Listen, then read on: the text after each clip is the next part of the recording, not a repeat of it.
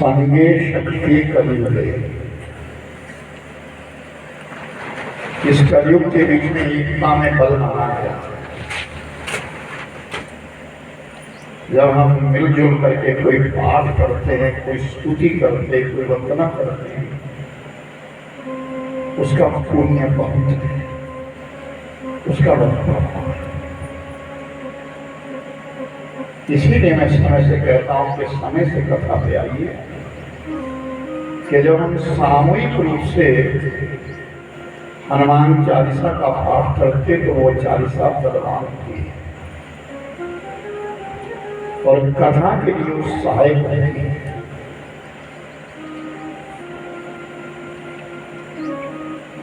जब कोई पाठ किया जाता है, उसका जो स्वर है, जो शब्द है, वो वायुमंडल में जाता है और वायुमंडल उसको पवित्र करता, सारा वायुमंडल को पवित्र कर देता है। श्रद्धा और भक्ति भाव के साथ जिस पावन गाथा को श्रवण करता है, भगवान उसके मनोरथ को पूर्ण करके अंत काल में सदगति दे देते हैं। याद रखना, शिव महापुराण भक्ति यज्ञ है। भागवत जी के लिए ज्ञान यज्ञ कहा है, शिव पुराण के लिए भक्ति यज्ञ कहा गया। ये भक्ति यज्ञ साधना दर्शाता है शिव महापुराण। आदिदेव भगवान शिव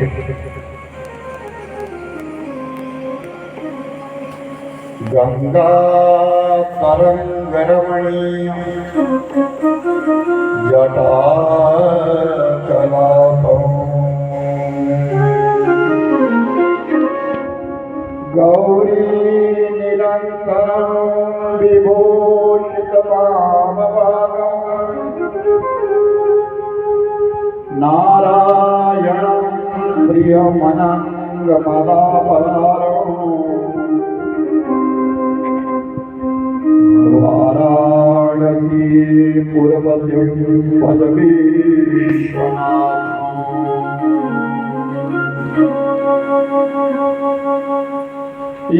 यस्यान्ये च विराजिभूतरसुता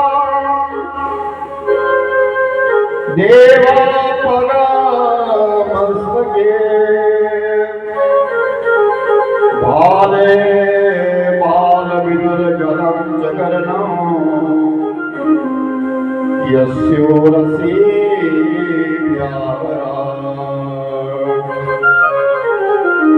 सोऽहं भूतिविभूषण सुरबला सर्वाधिका सर्वदा सर्वा सर्वगता शिवा सशिवा श्री शंकर पातु मां।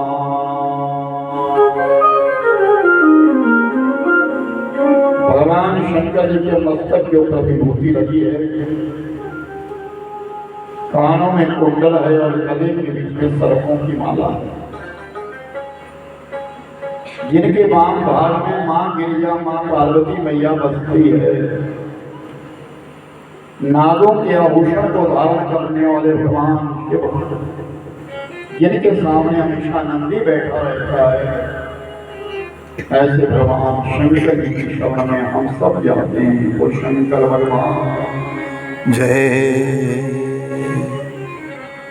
प्रभु सुख देना तो इतना देना कि कहीं अहंकार ना जाए।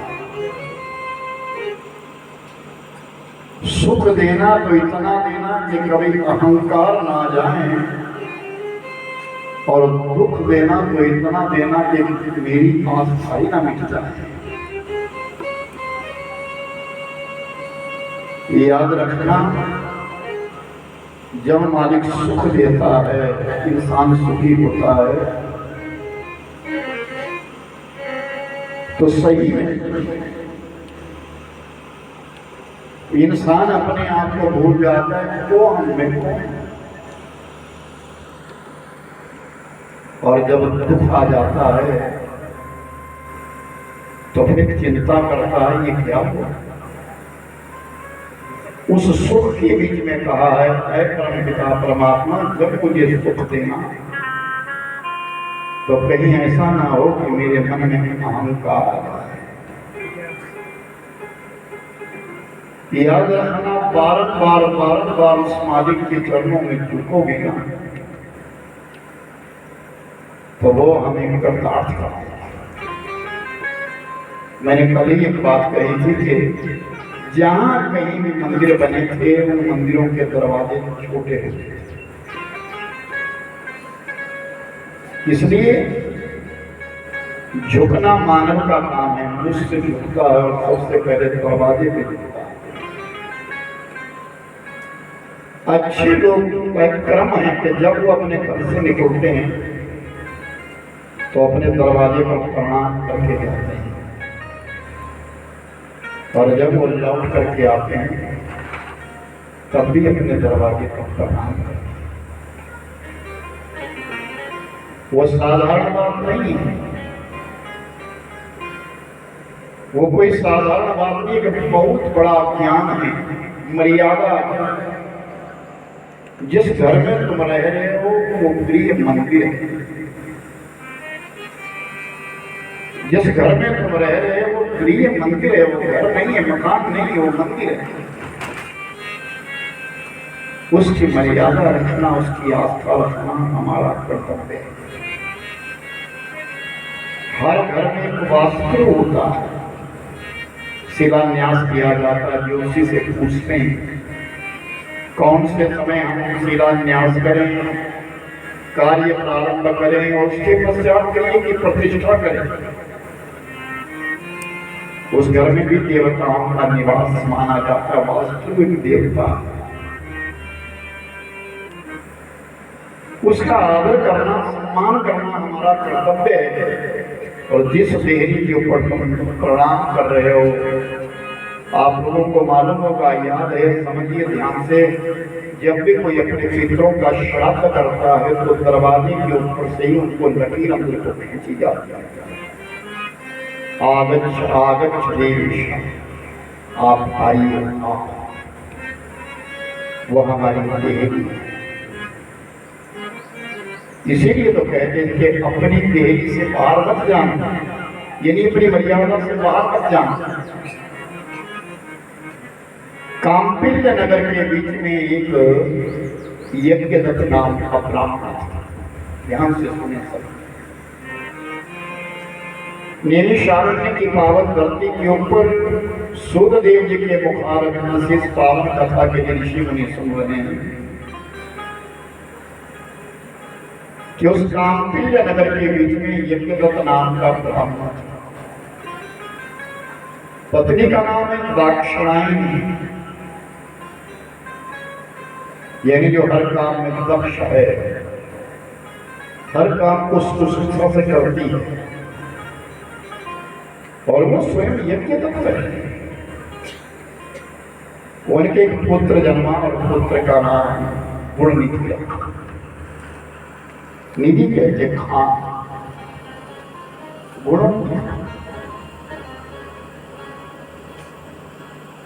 नाम तो रखा, लेकिन वो नाम के स्वरूप बालक हुआ नहीं। वो गुणनिधि गुणों नहीं, अवगुणों दिखान बन गया। जो अपनी देहरी को पार कर जाता है, अपनी मर्यादा को तोड़ देता है, जो अपनी मर्यादा चाहता नहीं, जो अपनी मर्यादा को समझता नहीं, अभंग हो जाता है। वो गुणनिधि जहां पड़ता है, जहां बालकों के बीच में रहता है, वहां उदंड हो गया। लेकिन एक बात याद रखना, बच्चों का पता माताओं को जरूर होता है। 9 महीने वो गर्भ में पालती है, इसलिए अपने बच्चे की हर एक्टिविटी का पता होता है। पिता को इतना ध्यान नहीं, लेकिन मां को पता होता है। बादशाह को पता है कि मेरा बालक अच्छा नहीं है, लेकिन यज्ञदत्त ब्राह्मण जब भी आते हैं, यहाँ जब से भी आते हैं, तो बादशाह से पूछते हैं कि बताओ यज्ञदत्त कहाँ है। तो वो बहाना लगा देती, कह देती वो आज अपने मित्र के पास पढ़ने गया है, वहाँ बैठा है, वहाँ बैठा है, वो पढ़ाई कर रहा है, वो पढ़ता है। यज्ञदत्त ब्राह्मण मान लेते। समय बीतता चला गया और वो यज्ञदत्त आज वृद्धावस्था को प्राप्त होने लगा। 60 साल के पश्चात की जो आयु है वो वृद्धावस्था गिनी जाती है।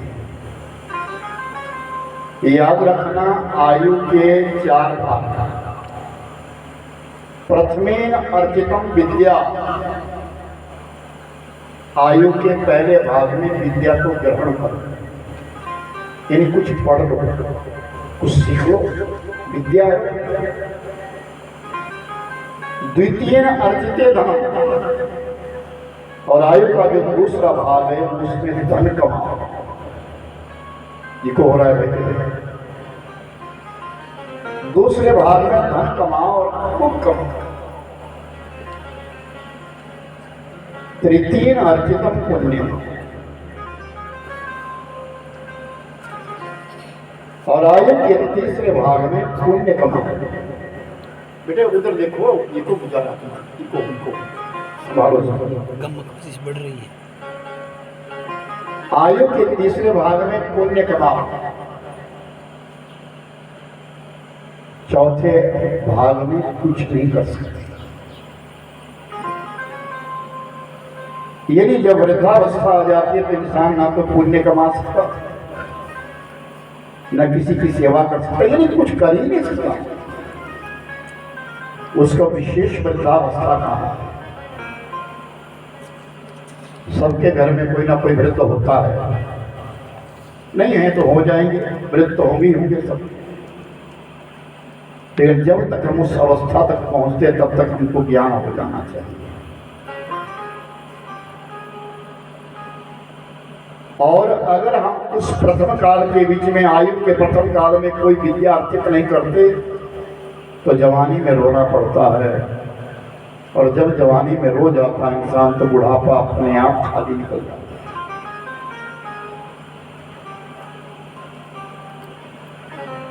वो यज्ञदत्त का पुत्र गुणनिधि भ्रष्ट हो गया।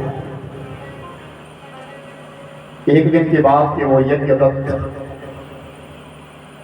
अपने यजमानों के यहां से आ रहा था और बाजार से निकल रहा था, और जैसे बाजार से निकला एक सुनार की दुकान पे थोड़ी देर विश्राम करने के लिए बैठा कि मैं थोड़ा बैठ के पानी पी लूं। वो जौहरी है, वो सुनार है, उससे पानी पीने को मांगा, उसने पानी लाकर के दिया ब्राह्मण को, लो महाराज आप पानी पी लो। जब पानी देने लगा तो उसके हाथ में जो अंगूठी थी उसके ऊपर नजर पड़ गई।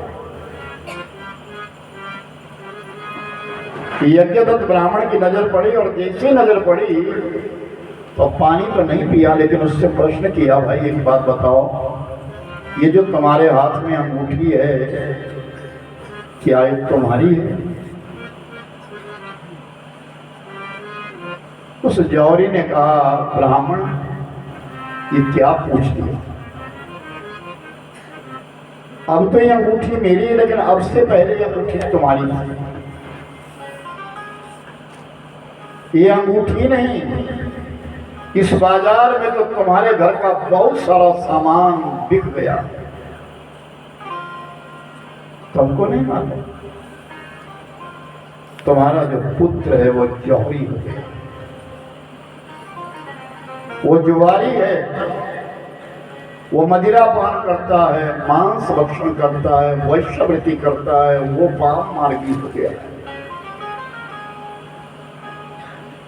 यज्ञदत्त ब्राह्मण पसीना पसीना हो गए और उठ गए, पानी नहीं पिया। अपनी पत्नी के सामने आया और पत्नी के सामने पूछने लगा, दाक्षिणायनी बताओ, जो उवटन करने के समय तुम्हारे पिता ने मेरे हाथ में अंगूठी डाल दी थी वो कहाँ रखी है? दाक्षिणायनी को मालूम है कि हमारे घर में ऐसा हो गया, लेकिन वो छुपा रही है। महाराज यही कहीं रखी होगी, अभी मैं काम कर रही हूं, आपको बाद में ढूंढ करके बता दूंगी। फिर ब्राह्मण ने कहा, एक पिटारी दी थी तुम्हारे पिता ने मेरे लिए, उसे दिखाओ जरा, मैं उसे देखना चाहता हूं। दाक्षिणायनी फिर कहा, महाराज दिखा दूंगी आपके लिए, कहीं रखती होगी, अभी ध्यान नहीं है मेरा। ब्राह्मण देवता ने उसी समय संकल्प ले लिया, मन ही मन में संकल्प ले लिया कि आज मैं पुत्र सहित तुम्हारा त्याग करता हूं। वरम न राजा न कुराज राजा, वरम न मित्रं न कुमित्र मित्रं, वरम न शिष्या न कुशिष्य शिष्या, वरम न दारा न कुदार दारा, वरम न पुत्र न कपुत्र पुत्र।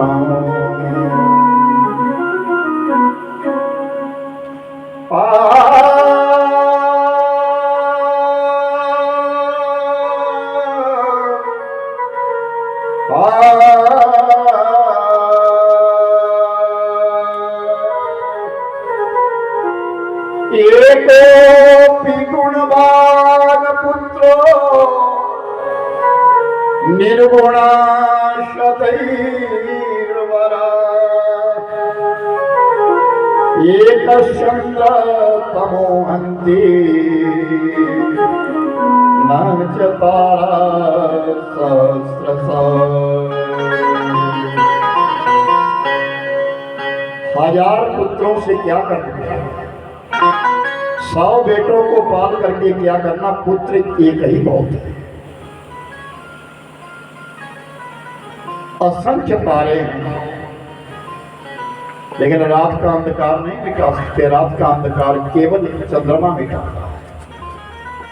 एको पे चंद्र तमो है, न चतारा सहस्र। असंख्य तारे उस अंधेरे को नहीं मिटाते, लेकिन एक चंद्रमा मिटा देता है। उसी प्रकार सैकड़ों पुत्र हो, लेकिन अगर वो सब दुख देने वाले हो तो सबसे अच्छा तो ये ही पुत्र काफी है, गुणवान पुत्र ही काफी है। वरम न राजा न कुराज राजा, वरम न मित्र न कुमित्र मित्र। वो राजा किस काम का, जो अपनी प्रजा की देखभाल नहीं करता, और राजा किसी काम का नहीं।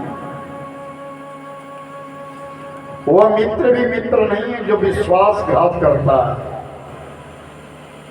अपनी वाणी से कहता उसको पूरा नहीं कहता, वो मित्र भी मित्र नहीं है। ना शिष्यो वरम न शिष्य, वो शिष्य भी किस काम का, जो अपने गुरु की बात को नहीं मानता, अपने गुरु की अवहेलना करता है। कोई रास्ता गुरु दे रहा, उस रास्ते के ऊपर चलता नहीं है, वो शिष्य भी किसी काम का नहीं है। वरम न दारा न कुदारा दारा, वो पत्नी किस काम की है, जो अपने पति का कहा नहीं मानती, अपनी मर्यादा के अनुकूल चलती नहीं, वो पत्नी भी किसी काम की नहीं है। उसी प्रकार वरम न पुत्र न कपुत्र पुत्र, अगर पुत्र भी आज्ञाकारी नहीं है तो ये पुत्र का ना होना अच्छा है, वो पुत्र भी किसी काम का। यज्ञदत्त ब्राह्मण ने अपने मन में ठान लिया, अब नहीं करूंगा, किसी श्रोत्रिय कन्या के साथ विवाह कर लिया और अपना दूसरा घर बसा लिया। गुणनिधि को भी छोड़ दिया, दाक्षिणायनी को भी छोड़ दिया। सायंकाल का समय होने को आया। गुणनिधि और दिनों की भांति बाजार से आ रहा है, अपने घर के लिए लौट रहा है, और जब बाजार से निकलने लगा तो उसके कानों में खबर आई कि गुणनिधि तू पापी हो गया, तेरे पिता ने तो तुम्हारा त्याग कर दिया।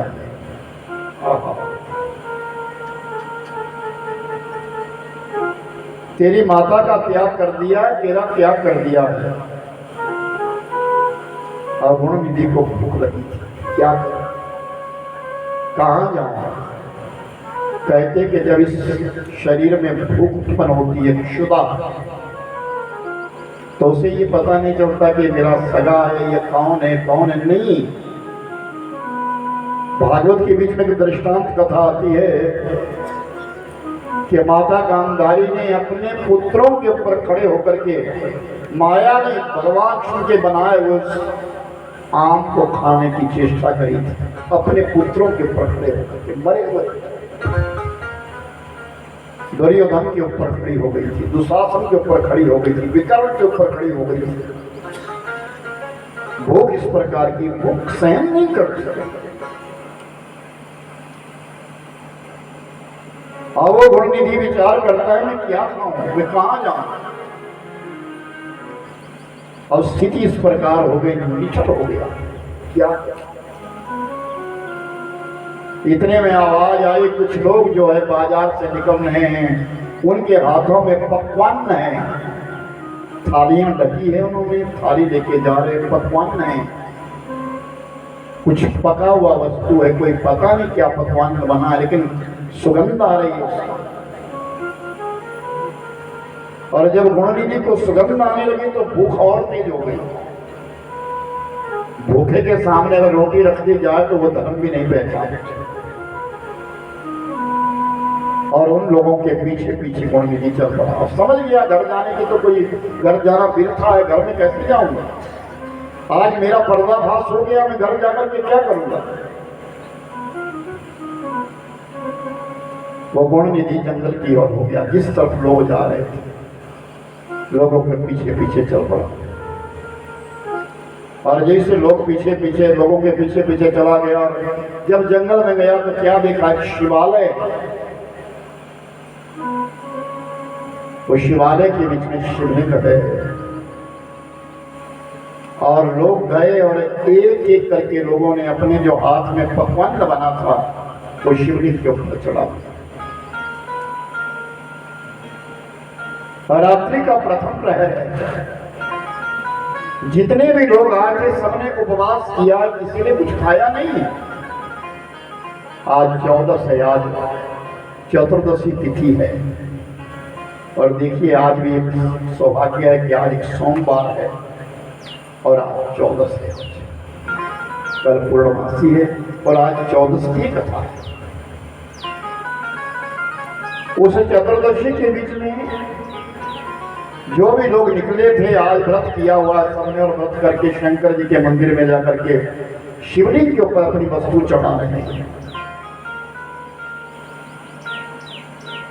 और शिवलिंग के ऊपर वस्तु चढ़ाई जा रही है। जब लौट करके बाहर आए तो गुणनिधि पेड़ की आड़ में खड़ा है और विचार कर रहा है कि अब ये यहाँ से जाए तो मैं अंदर जाऊं और खाऊं। लेकिन वो लोग अंदर नहीं गए, उन्होंने बैठ करके पंचाक्षर का जप प्रारंभ किया। आप इस सब बोले में मंदिर के बाहर बैठ करके नमः शिवाय का सब पाठ करने लगे। और वो गुणनिधि पेड़ की आड़ में खड़ा है, और पेड़ की आड़ में खड़ा होकर के इंतजार कर रहा है कि कब ये लोग यहाँ से जाएं या सो जाएं। और थोड़ी देर के पश्चात एक एक करके सबको नींद आने लगी, और जो भी उस मंदिर में आए थे सबको नींद आ गई, सो गए। अब गुणनिधि दबे पांव, धीरे धीरे पांव दबा दबा करके चल रहा कि कहीं कोई काट ना हो जाए, और जाकर के मंदिर के अंदर प्रवेश कर जाता है। लेकिन जब मंदिर के अंदर गया तो क्या देखा, मंदिर में तो अंधेरा है।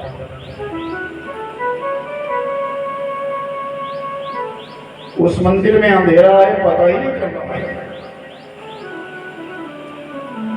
कि जो वस्तु यहाँ रखी थी वो कहाँ गई, जो पकवान बनाया कहाँ गया, क्योंकि वहाँ जो दीपक जला है उस दीपक की जो ज्योति है वो जलती जलती पीछे हो गई।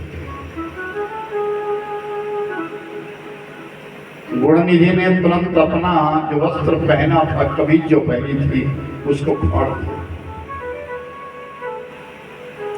और उस कमीज की एक वर्तिका बना करके दीपक में रखी और जैसे दीपक जला उजाला हो गया। शिवलिंग के ऊपर बहुत सारी वस्तु चढ़ दी।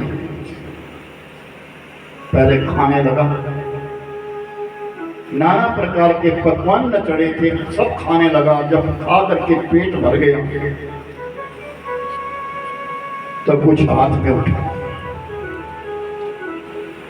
साथ ले जाने के लिए हाथ में उठा लिए और मंदिर से बाहर आया। और जैसे वो बाहर आया बड़े दबे पांव जा रहा था, लेकिन कहते कि चोरी में हड़बड़ाहट हो जाती है। और जैसे चल रहा था तो एकदम गड़बड़ाया और किसी सोए हुए व्यक्ति के ऊपर पांव पड़ गया और वो जा, अरे चोर चोर चोर चोर, पकड़ो पकड़ो पकड़ो, सब जाग गए और उस गुणनिधि को पीटने लगे। थोड़ा अंधेरा था और इतना पीटा कि गुणनिधि की मौत हो गई। शंकर जी के मंदिर के बाहर मौत हो गई। उसी समय यमलोक से 2 यमदूत आए ले जाने के लिए और शिवलोक से 2 गण। यमदूतों ने शिवगण से कहा, महाराज आप क्यों आए हैं यहाँ? आपके मस्तक के ऊपर विभूति लगी है, आप तो शंकर जी के परम भक्त लगते हो, कौन है आप? हम शिवलोक से ही आए, इस गुणनिधि को ले जाने के लिए आए। महाराज ये तो पापी है,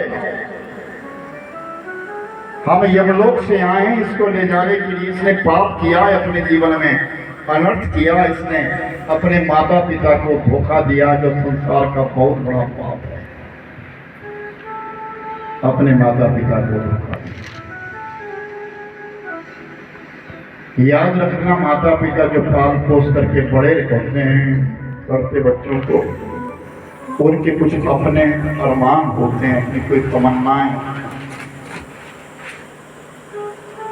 लेकिन जब बालक बड़ा हो जाता और फिर कहता है कि मैं अपनी इच्छा करूंगा, मैं अपनी मर्जी करूंगा, तो उनका मन टूट जाता है। तो धोखा है, माता पिता को धोखा है। अपने माता पिता से कोई बात छुपा करके रखना और उस बात को लग से जीना, ये धोखा है। पहली बात तो ये अपराधी, इसने धोखा किया है। दूसरी बात ये है कि इसने मदिरा पान किया है। तीसरी बात ये कि ये वैश्यवृत्ति करने को तैयार है। और चौथी बात ये कि आज इसने पाप नहीं महापाप किया, भगवान शंकर जी की शिवलिंग के ऊपर चढ़ा हुआ भक्ष्य भोजन खा लिया, जिसको निर्माल्य कहा जाता है। जो शिवलिंग के ऊपर वस्तु चढ़ाई जाती है उसको इंसान को नहीं खाना चाहिए, मानव जाति को नहीं खाना चाहिए, क्योंकि वो निर्माल्य है। हाँ, कुछ कथा प्रवक्ता कहने लगे हैं, ऐसा सुनने में आया है कि शिवलिंग के ऊपर ये वस्तु चढ़ाओ, फिर उसको उठाओ, फिर उसको खाओ, ये करो वो करो। ऐसा शिवपुराण में नहीं भाई, सीधी सी बात कही गई है। हमें भी अपने बुजुर्गों से भी यही सुनने को मिला है कि शिवलिंग के ऊपर जो वस्तु चढ़ा दी जाती है उसका उपयोग हम नहीं करते। वो जंगम बाबा, जो जंगम महाराज, जिसको आप लोग क्या बोलते हैं, जंगम को क्या बोलते हैं? हाँ, शिव जी के पुरोहित जो आते हैं, जो टल्ली घंटी बजाते हैं, वो जंगम बाबा। शिवलिंग के ऊपर चढ़ी वस्तु को जंगम बाबा ले सकते हैं, साधारण व्यक्ति नहीं। ऐसे लोग कहने लगे, अब कई कथा प्रवक्ताओं ने भी गाया है, ऐसा सुना है कि बेल पत्र चढ़ाओ, उस बेल पत्र को चढ़ा करके फिर खाओ, शुगर खत्म हो जाएगी, ये हो जाएगा वो हो जाएगा। ऐसा नहीं है, ये गलत है। शिवलिंग के ऊपर जो चढ़ी हुई वस्तु वो निर्माल्य गिनी जाती है।